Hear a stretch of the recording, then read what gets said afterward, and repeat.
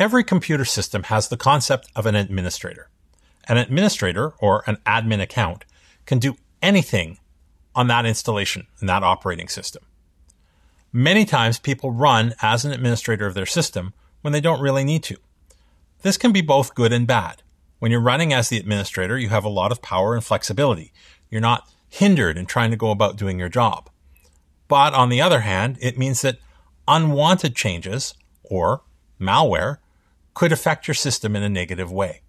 So let's take a look at how you can consider running as a non-administrator. So if we go ahead and we look at computer management, now the interface is a little different depending on whether or not your computer is joined to a domain or it's being used in the home and which exact version of Windows you're running.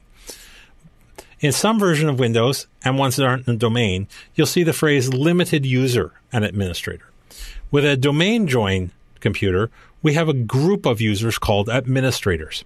And everyone listed in this group has full control over the machines. I'm logged on here as P. Collins, and I'm an administrator of this machine. This means I can change settings, and I can see all the values. I can take ownership of documents. I can change security settings on documents. Basically, I can do whatever I want. Now, why is that a bad thing? Well, sometimes you don't want everybody able to do everything. Sometimes you have multiple users on a computer, such as here, where we have local accounts and domain accounts, and we might not necessarily want all of these users able to access and change everything. Probably even more importantly than that is the fact that sometimes a malicious application can start to make changes to the operating system without your knowledge.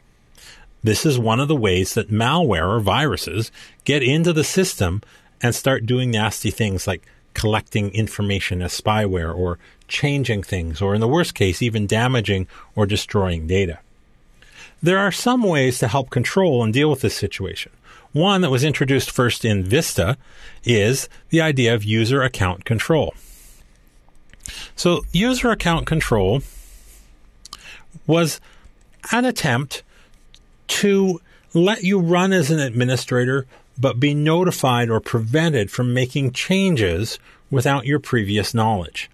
Now, in Vista, that was seen by many users as too distracting and too obstructive. It came up too often. It was a little bit too aggressive by default. Vista was a very secure operating system, almost to the point of being not as usable as people wanted it to be. So they dialed the settings back a little bit in Windows 7. And this is where the user account control settings can be modified. You can bump it all the way up and say, I always want to be notified or interrupted whenever I change a Windows setting or whenever software attempts to install or changes it. There's a couple of middle settings. This is when only programs, but not I in the UI, do something, or the common default is only when a program tries to make changes but don't dim my desktop. And in fact, we can turn it off completely and not notify at all. So the recommended setting is to be no lower than here. That's why these little dashes are a little bit bolder. But this really only solves the problem partly. Most users don't really understand why this dialog comes up. And it's as if seeing a dialog box that says, do you want to do whatever you want to do? And click OK to continue. And they just go ahead and do that. So what's a better solution is to create a user that's not a member of the administrators group. In other words, create a new user and try to do as much as possible using that non-administrative account. In other words, train yourself, and if you're responsible for other users, train other users to not use administrative accounts, to keep administrative accounts for the purpose of administering the computer.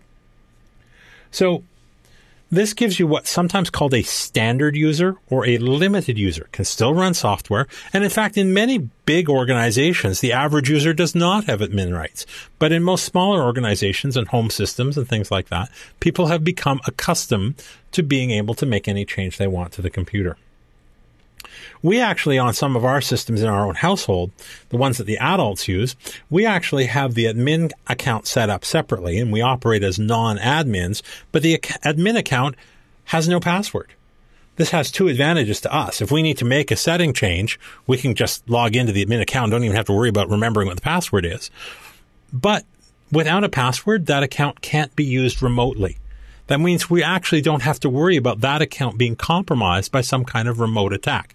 Now, this wouldn't work in all situations, and we don't do it that way on the kids' computers, and we don't do it that way on computers that might be taken outside of the house or, in a shared environment. But it's something to be aware of, just to do our day-to-day operations as non-administrators, so that we have the ability to prevent the risk of accidentally or a program maliciously changing a setting or installing malware.